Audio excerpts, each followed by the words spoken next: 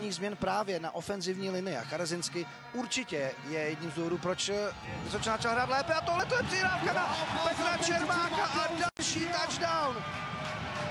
Jan Dundáček se podruhé spojil s Petrem Čermákem, který tedy píše neskutečný příběh svého návratu. Opravdu tenhle hráč se navrátil přesně v tu důležitou, nejdůležitější chvíli. My jsme tady mluvili o Vojtovi Mašitovi, mluvili jsme o Matěji Majerčákovi a možná jsme trochu opomněli Tomáše Čermáka a on nám to vrací z úroky, Petra Čermáka, omlouvám se. Kdo ho nestihl je Jan Telnar.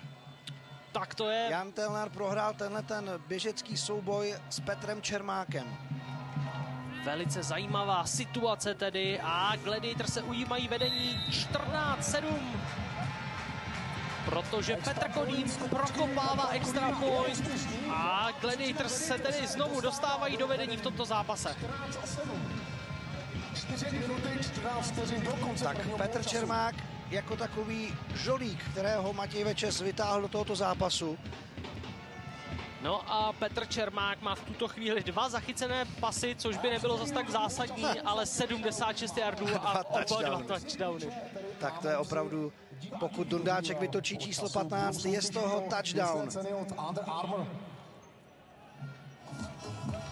No a přece